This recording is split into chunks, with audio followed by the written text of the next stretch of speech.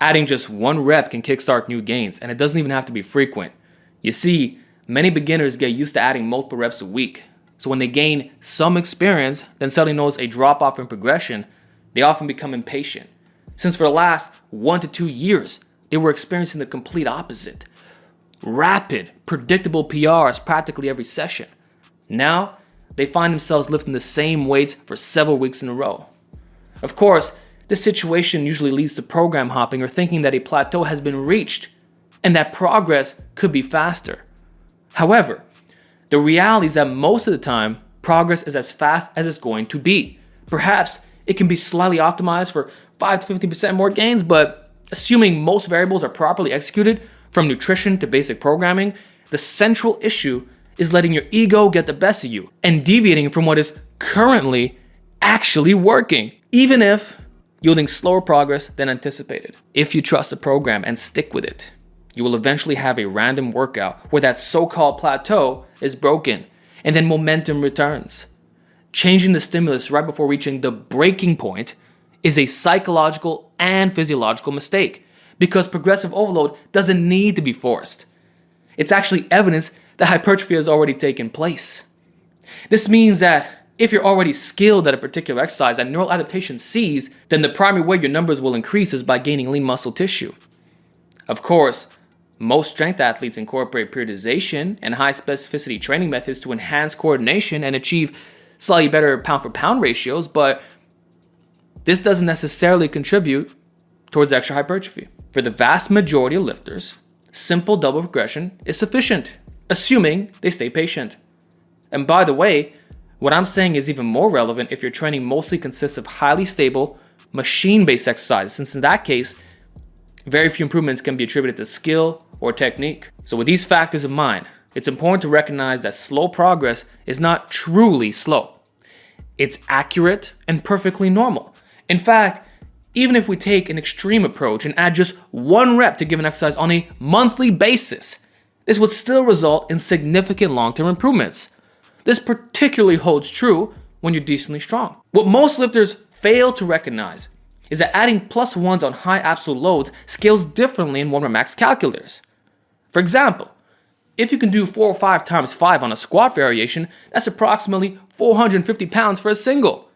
So if you were to bulk for 5 months and add 1 rep per month, gradually building up to 4 or 5 for 10, that could equate to 540 pounds with a peak. This means that each additional plus one represents a potential absolute strength increase of 20 pounds. Now, if that seems too good to be true, let's consider the possibility of adding just 1 rep every 2 months, which many gym goers would consider to be a plateau. Well, by the end of the year, you would have easily moved up a competitive classification, possibly going from advanced to elite. And the truth is, the strongest lifters don't even experience these kinds of jumps to begin with. So if you do find yourself in a worst case position where you're adding at least 1 rep every 1 to 2 months, you should still be happy. It's all about big picture thinking. And realistically, many of you will get plus ones almost every workout. So what are you stressing about? But even if not, even if my example takes double the time, this still shouldn't be viewed as a problem because you're going to be lifting for life, and this is only a minor setback. You will have a bull market year of gains. Trust what I'm saying here. Alberto Nunez said the same thing. You get these legendary off seasons from time to time. Anyway, to expand further, let's briefly share my recent bench press experience. If you've been following me on Instagram, you'll know that I was regularly hitting 315 for 9 reps, and my goal was to reach 10 reps before changing variations.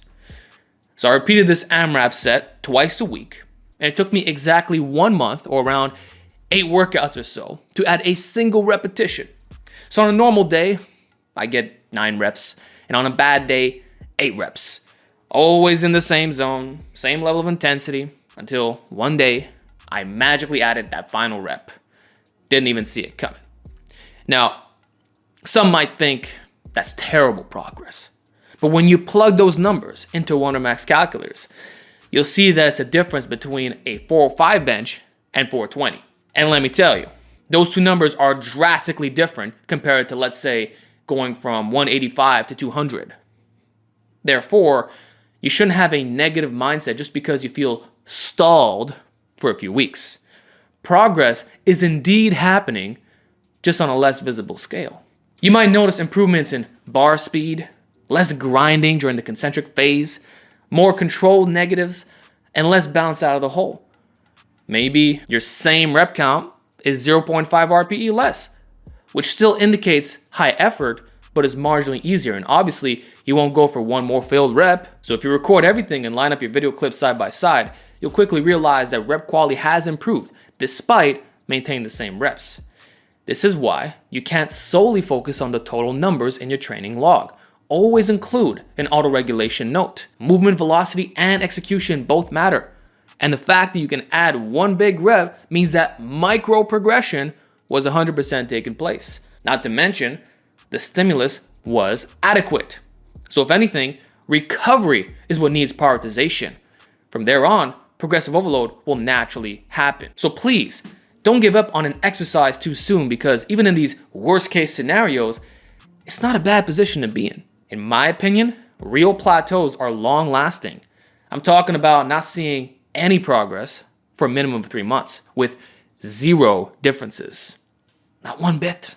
That said, it's also important to note that sometimes one exercise may stall while others, or rather the majority, continue to progress. In this case, by definition, you're not experiencing a plateau. You're just being unrealistically ungrateful. For example, if the main exercise in your push workout, let's say the bench press, isn't improving, but your secondary exercise, whether it be incline bench, overhead press, dip, dumbbell bench, etc., are going up, then you're clearly making gains. Even if your accessories are progressing while your primary work isn't, that's okay. So here's my bold statement. If at least 40% of your exercise selection, which constitutes less than half, is showing a minimum of +1 improvements on a given set, then that's excellent. It's not a plateau. And I would venture to say that most of you are undoubtedly in this situation. And since something is always increasing, it will inevitably raise your strength potential and transform a unknown or known weakness into a strong point, which will then carry you over to other stalled exercises. Eventually, you'll see progress on those as well, and the cycle continues. So, having a winner's mentality means viewing any +1 in your program as a sign that you're doing things right. Even if it's the minority of exercises, you must have faith in the system. You can't be discouraged or selectively choose what you want to accelerate on a non-specialized program. It's just how it is. And progressive overload is not entirely linear. It doesn't scale equally across all exercises. While strength is the main factor, there's also skill, muscular weaknesses, strength curves, and leverages to consider, all of which build upon one another. So by becoming stronger in something, at least one of those variables will be reinforced, allowing you to make progress again in the target primary exercise. Just view all progression as future-proofing yourself, as if your body were a custom PC or a big chain where the links vary in size. You don't want any bottlenecking, right? Your computer will only run as fast and efficiently with longevity if the sum of its parts is balanced. It's like being a pure strength player in RuneScape. Sure, you can hit big, but you often lack accuracy and can be hit back, which affects your XP rates, also known as progression rates. Your total combat level is important, especially as you face stronger enemies. With lifting, you're taking on heavier weights, so you need to be strong everywhere. Whatever you neglect will eventually halt progression, especially with isolation exercises. And they're similar to heavy compounds in the sense that they can be slow to progress on. So if they are improving, you should be ecstatic, because some guys have been curling the same 40-pound dumbbells forever. And the truth is, +1s are essentially what you'll be accumulating here. So get used to it. As Natural Hypertrophy said, if his bench press isn't going up, but his skull crushers are, then there's no need to worry. Long term, he won't have lockout problems or torso dominance, and progression is still occurring on some level. The bench will go up when it needs to, and when it does, it's going to stay there, since you didn't have to peak, plus the corresponding muscles are strong. You got bigger, therefore you got stronger, not necessarily the other way around. Don't let the summer heat slow you down. Barbell Apparel is here to keep your training on track with up to 30% off their entire line of performance-driven clothing. Their lightweight and durable fabrics are engineered to keep you cold and performing at your highest level, just like Navy SEAL Chad Wright, who just ran a mind-blowing 250-mile race in Barbell's ultralight gear. Join Barbell's community of athletes who make no excuses and settle for nothing less than the best. Backed by a 365-day, no questions asked guarantee, Barbell's training gear and casual wear is built to power whatever your workouts, workdays, and adventures demand. In addition, a single repetition can completely change your intensity threshold. If the hypertrophy rep range is 5 to 30, then getting only 4 reps falls into a different bracket, which is probably more beneficial for strength development. On the other hand, exceeding 30 reps becomes more endurance-based, which has implications, especially in a calisthenics program where some exercises can easily be performed for higher reps.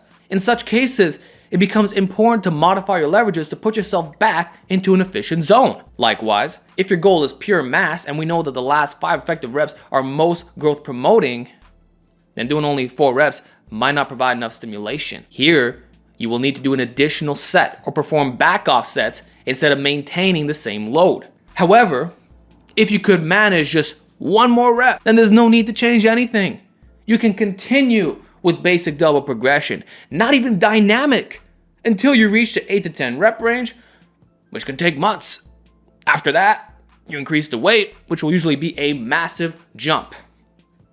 So just take your time, as I'm doing with the anterior delt press. Currently, I'm pressing 225 for 5, and I'm gonna add 1 rep at a time until I can hit 10 reps. It might take the entire year, but so what? I can probably max out at 250 right now, but after doubling my rep count, who knows what's possible?